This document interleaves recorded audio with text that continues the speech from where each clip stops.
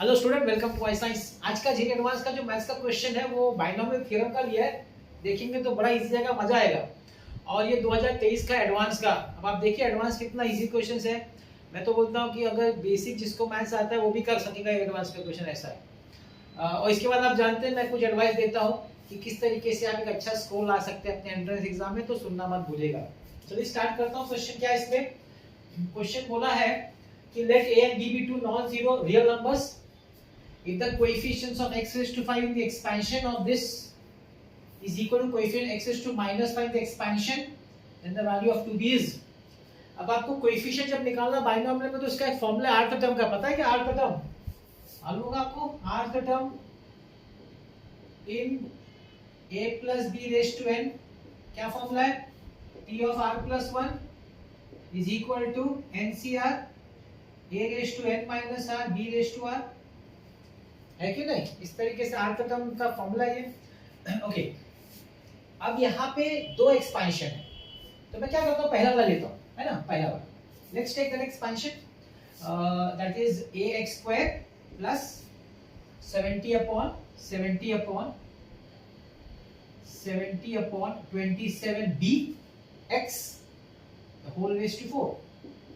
ठीक है, तो इसके लिए हमारा जो टर्म होगा tr प्लस 1, उसका क्या होगा? उसका n है 4cr, a है हमारा ax square raise to 4 minus r, b हमारा है 70 अपॉन 27bx the whole raise to r। Coefficient का मतलब क्या होता है? कोएफिशिएंट का मतलब x के टर्म को छोड़ के जो बचा सब कोएफिशिएंट है। x को टर्म को आप छोड़ दीजिए तो बचा कोएफिशिएंट है। तो यहाँ पे देखिए क्या होगा, यहाँ पे आपका हो जाएगा 4cr a raise to 4 minus r x raise to 2 से मल्टीप्लाई करिए 8 minus 2r 70 upon 27b whole raise to r। ये x का पावर ऊपर आ जाएगा लॉग ऑफ इंडाइसेस से, तो माइनस r। अभी x के दो टर्म्स है, दो टर्म्स। चलो मैं लिख भी देता हूँ। 4cr a raise to 4 minus r 70 upon 27b raised to r x raised to 8 minus 3r minus 2r minus r is minus 3r। अब क्या बोला है? कोएफिशिएंट में x raised to 5 है। ये जो भी आप टर्म ले रहे हैं ना, उसका x, उसका जो कोएफिशिएंट है उसमें x का जो पावर है वो 5 है। तो हमको जो 8 minus 3r मिला उसको इक्वेट कर देंगे to 5। For x raised to 5, what you will have? 8 minus 3r is equal to 5, 3 is equal to 3r, r is equal to 1। r1 मतलब यहाँ पे 1 डाल दीजिए तो आपको कोएफिशिएंट मिल जाएगा। तो coefficient will be equal to 4c1 a raised to 4 minus 1 70 upon 27b the whole raised to 1। x को छोड़ के जो बचता है कोएफिशिएंट होता है। तो ये हमारा एक कोएफिशिएंट आया पहला वाला बाइनोमियल लेके। अब क्या करेंगे? अब हम लेंगे दूसरा वाला बाइनोमियल, ये वाला। अब ये है ax minus 1 upon bx square the whole raise to 7। इसमें भी same formula, tr plus 1 is equal to 7cr। इसका a है ax raise to 7 minus r, इसका b जो है ना वो है minus 1 upon bx square the whole raise to r। Okay, चलिए इसको अलग अलग करें, x टर्म्स अलग, कोएफिशिएंट अलग करेंगे। 7cr a raise to 7 minus r a x raise to, sorry x, ये x raise to 7 minus r minus 1 raise to r upon b raise to r। x ऊपर आ जाएगा तो माइनस 2r, x को साथ में ले लीजिए। 7cr a raise to 7 minus r minus 1 raise to r upon b raise to r x raise to 7 minus 3r। अब ये जो 7 माइनस 3r है उसका जो पावर है कोएफिशिएंट का वो x रेज़ टू माइनस 5। वहां पे जो x का टर्म है उसका पावर है x raise to minus 5। So for x raise to minus 5 we have 7 minus 3r is equal to minus 5। So 12 is equal to 3r, r is equal to 4। तो r is equal to 4 coefficient मिलेगा। अब इसका coefficient ढूंढ लो, x को छोड़ के जो होता है कोएफिशिएंट होता है। तो ये हो जाएगा 7c4 a raise to 7 minus 4 -1/4 upon b/4। तो हमारे पास दोनों कोएफिशिएंट आ गए। एक कोएफिशिएंट है x5 का, पहला बाइनोमियल का, दूसरा कोएफिशिएंट x-5 का, दूसरा बाइनोमियल का। क्या बोला है? बोला है दोनों कोएफिशिएंट इक्वल है, इक्वेट कर दो। Both coefficients are equal, both coefficients are equal. अगर दोनों कोएफिशिएंट्स इक्वल है तो कर देते इक्वल। चलो करते हैं। तो मैं लेता हूं यहां से पहला वाला 4c1, therefore 4c1 a/4 - 1 70 upon 27 b/1 is equal to, ये लिखता हूं मैं 7c4 a/7 - 4 -1/4 upon b/4। आप बोलेंगे सर सिंपलीफाई क्या कर देते हो, आप पहले भी कर, तो मैं एक्सप्लेन कर रहा हूं इसलिए नहीं कि आप लोग डायरेक्टली भी कर सकते। 4c1 4 होता है, ये a क्यूब हो जाएगा, 70 upon 27 b हो जाएगा, 7c4 is 7c3, 765 upon 1 2 3 a/3 -1/4 is 1 only, इसको लिखने की जरूरत नहीं है, into 1 upon b/4। अब क्या है, कैंसिल तो करना है, कुछ बचा ही नहीं है। देखो अभी आएगा स्टेप में तो आंसर आ रहा है। ये आपका गया 6, ठीक। 7 5 जा 35, 35 2 जा 70 हो गया, ठीक। ये आपका a क्यूब दोनों साइड से कट गया, यहां से कट करके आपका हो गया b क्यूब।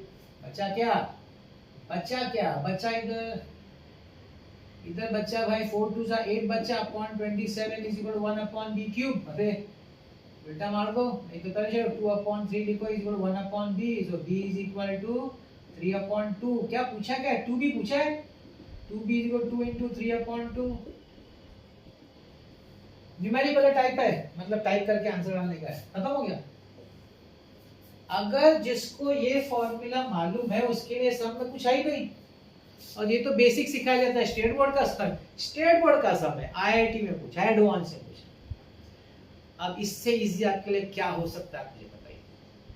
तो आईआईटी या जेईई एडवांस जो है वो डिफिकल्ट नहीं है, सिर्फ डरा के बच्चों को, है ना। अब वो आगे मैं बोलना नहीं चाहता, तो ऐसा है, बिल्कुल डरना नहीं है, बड़ा इजी होता है। हाँ हो सकता है 2-4 सब, मैं नहीं बोलता कि सब इजी होगा, लेकिन जो डिफिकल्ट होते हैं ना वो बहुत माइनॉरिटी में है, उनकी संख्या कम है, नहीं करेंगे हम। हमको जो जितना इजी वाले जो हमारे को हो सकते हैं जेईई मेंस लेवल, हम वो सब कर लेंगे ना, तो भी हम आईआईटी में जा सकते हैं। आप नहीं समझ रहे बात को, आपको 2-4 डिफिकल्ट सम दिखा के डरा के आपको ऐसा फील करा जाता है कि आप नहीं कर सकते, जो गलत है। ये बात गलत है, हम वही करेंगे जो हमसे होगा, और फिर भी हम आईआईटी में जाएंगे, ये होना चाहिए, ठीक। तो ये आपका मैथ्स का एडवांस का 2023 का क्वेश्चन। अब मैं आता हूँ मेरा सेकेंड पार्ट पे, जो मुझे लगता है कि इससे भी ज़्यादा इम्पोर्टेंट है, जो मेरा एडवाइस है। आप शायद सुनते होंगे, फिर भी सुनेंगे तो भी चलेगा, आप नए होंगे तो आपके लिए फ़ायदा होगा। मेरा मानना है जो बच्चे एंट्रेंस के लिए प्रिपेयर करते हैं ना, तो उनको ये समझना बहुत ज़रूरी है कि ये एक 5 दिन का टेस्ट मैच है, न कि 5 घंटे का T20। मतलब 5 दिन का टेस्ट, मतलब बड़ा पेशेंस चाहिए इसके प्रिपरेशन, बड़ा टाइम लगेगा, लगे रहना पड़ेगा। होता है ना 5 दिन में धीरे धीरे खेलते रहो, लगे रहो, पिच पे अड़े डटे रहो, वही आपको भी करना है, डटे रहना। फटाफट कुछ नहीं होगा। आप बोलेंगे 2 घंटे में, 2 दिन में, 5 दिन में, 10 दिन में, 2 महीने में हो जाएगा, बिल्कुल नहीं होता, बिल्कुल नहीं होता। ये जो बोलेंगे हो जाएगा वो गलत बोलते हैं, ठीक है। उसकी तैयारी वैसे ही करना है अपने को। कुछ स्टेप्स है जो मैं बताता हूँ, आप करिएगा फॉलो, आप देखेंगे, आप विश्वास नहीं करेंगे, आपका कॉन्फिडेंस बढ़ेगा, और आपका देखिए इंप्रूवमेंट हो रहा है आपका मार्क्स, और आपका एंट्रेंस का रिजल्ट से आप हैरान हो जाएंगे, ऐसा भी आ गया मेरा। तो क्या है, पहला मेरा स्टेप है कि आपका खुद का एक फॉर्मूला बुक, आपका खुद का लिखा हुआ, मैं बहुत क्लियर हूँ इस बारे में, खुद का लिखा हुआ, किसी का दिया हुआ नहीं। अपने को जैसे जैसे पढ़ाया जाए अपने हाथों से लिखने का हाथों से फायदा क्या होता है, एक तो लर्न हो जाता है बहुत बार, और दूसरा क्या अपने को मालूम पड़ता है ना, मैंने लिखा है ना, इसका क्या मतलब, इस टर्म का क्या मतलब, सिंबल का क्या, हमको मालूम पड़ेगा। किसी का बुक लेंगे, हमको समझता नहीं आधा क्या इसका मतलब है, इसलिए खुद लिखने का, हेल्प लेने का, लेकिन खुद का लिखने का, और उसके साथ क्या करने का, रीड करने का रोज। हाँ, सोने से पहले, ट्रैवलिंग के टाइम, जब भी फ्री हो बुक खोलने का, बुक अपने पास हमेशा रखने का, हाथ में लेके घूमने का उसको, खोलने का, रीड करने का, स्टार्टिंग से करने का, ऐसा नहीं कि उसी दिन का, नहीं, स्टार्टिंग से जो आपने लिखा है सब रीड करने का। आपको इसका फायदा मालूम है क्या है? फायदा बता दो, सुनिए। एंट्रेंस के एक दिन तक आपको रीड करना है, एंट्रेंस के एक दिन पहले आप सिर्फ वही बुक पढ़ेंगे ना। अगर आप पूरा कंटिन्यूस फर्स्ट डे से लेकर एंट्रेंस के दिन तक अगर आपने फॉर्मूला बुक लिखते लिखते पढ़ते गए ना, आपका 50% फिक्स हो गया बिना एक सम सॉल्व किए। क्यों? 50% क्वेश्चन तो सिर्फ डायरेक्ट फॉर्मूला है और आपको आता है क्योंकि आपने रोज बना, आपने खुद हाथों से लिखा हो। देखिए ये सब चीजें बड़ी साइंटिफिक मैं आपको बता रहा हूँ, बड़ी एकदम ना कोर्स थिंग है जो आपको अगर मालूम पड़ जाए तो फिर क्या है, यही तो रियल सक्सेस का जो मंत्र बोल सकते हैं वो ही है। करके देखिए।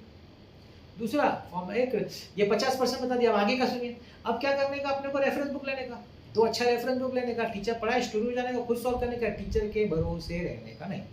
क्यों? एक तो मेरा मानना है कि टीचर एमसीक्यू नहीं कराने का, टीचर का काम ही नहीं है। क्यों मालूम है? क्योंकि एमसीक्यू क्या है? एमसीक्यू सॉल्व करना मतलब क्या? हमको कोई सिखाया गया कोई चीज़, अब हमको उसको अप्लाई करना है, नॉलेज को अप्लाई करना है, तो कब वो चीज़ कब होगी? जब मेरे पास वो स्किल होगा, वो इंडिविजुअल स्किल चाहिए। अब वो स्किल नहीं है तो डेवलप करना पड़ेगा। अब डेवलप करने के लिए क्या एक दिन दो दिन नहीं भाई, टाइम लगता है। स्किल डेवलप होने को टाइम लगता है। तो इसलिए मैंने कहा ना टेस्ट मैच है, T20 नहीं है, टाइम लगेगा, मतलब लगे रहेगा। शुरुआत में नहीं होगा, डिफिकल्ट लगेगा, समझ नहीं हो पाएगा, टाइम लगेगा, फ्रस्ट्रेशन आएगा, चलेगा। फ्रस्ट्रेशन नहीं लाने का, नहीं आता है टीचर से पूछने का, नहीं रॉन्ग हुआ समझने का क्यों रॉन्ग हुआ, आगे बढ़ने का। हो सकता है फिर टाइम लगे, चलेगा। करते करते करते लगे रहेंगे ना पिच पे, इस पिच पे आप लगे रहेंगे तो पता है दिन क्या आएगा? एक दिन आप जो एक एक रन ले रहे थे ना, बाद में आप चौका मारना शुरू करेंगे, मतलब आपको फिर आने लगेगा। और छक्का कब मारेंगे पता है? जब आप क्वेश्चन देख के बोलेंगे अरे इसका ये आंसर है, वो टाइम आएगा कि आपका पूरा खुल गया है, पूरा का पूरा आपका स्किल डेवलप हो गया है। ये दूसरा काम। तीसरा काम पीवाईक्यू देखिए, पीवाईक्यू से ट्रेंड पता चला ना, क्या इतना इजी है यार। ऐसे क्वेश्चन आते हैं हम लोग डरते हैं, JEE एडवांस से डरते हैं हम लोग। क्यों नहीं डरने का? बिल्कुल नहीं डरने का भाई। जब ऐसे क्वेश्चन आते तो कोई भी कर सकता है जिसने 11-12 किया हुआ है, क्यों डरने? और पीवाईक्यू देखिए सिर्फ एडवांस के लिए, आप JEE मेंस का देखिए, नीट का देखिए। नीट तो चलो मैथ्स के अंदर, फिजिक्स से मैं डालता हूँ, और सीटी भी है। मैं तो सब क्यों देखने का, हमारा कंसेप्ट स्ट्रांग होता है। जितना हम सब देखेंगे ना ऐसे स्ट्रांग हो जाता है, देखने से। और देखने का, सॉल्व करने की जरूरत नहीं क्योंकि रिपीट तो होते नहीं जनरली, तो देखने का। और चौथा सबसे इंपॉर्टेंट टेस्ट देने का। टेस्ट हर हफ्ते होना चाहिए, आपको टेस्ट देना चाहिए।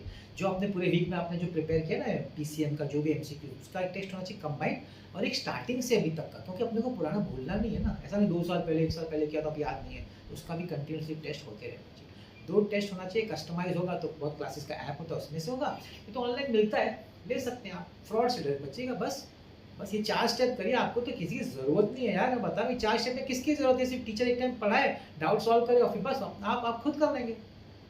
लोग डराते नहीं हो पाएगा, तुमसे नहीं होगा, हम ही करा सकते, हम ही से आप पास आओ, हम लोग करेंगे। अरे भाई नहीं भाई, कर लेंगे। सालों से बच्चे ही करते आ रहे, है ना, खुद ही करते मेहनत से। बस मेहनत करना है आपको। किसी की आपको फर्स्ट टाइम जो टीचर आपको पढ़ा रहा है वो अच्छा पढ़ाए, आप अच्छी तरह समझ लीजिए, और फिर आपको खुद ही करना है। किसी की आपको जरूरत नहीं है, लिख लीजिए मेरे से, है ना। बस ये करिए तो आप फिर देखिए मुझे 3 महीना, आप ये सिर्फ 3 महीना सिंसियरली करिए, 3 महीना, और फिर मुझे मेरे कमेंट में डाल के बताइएगा कि सर आपने 3 महीना हमने सिंसियरली किया और नहीं हुआ फायदा, तब मैं मानूंगा ये बात। ये तो नौबत आएगी नहीं, मैं जानता हूँ। आप 3 महीना ट्राई करके देखिए सर, ठीक है ना। बस ऐसे मेरा वीडियो देखते रहिए। आज आपने मेरा वीडियो देखा उसके लिए बहुत बहुत धन्यवाद।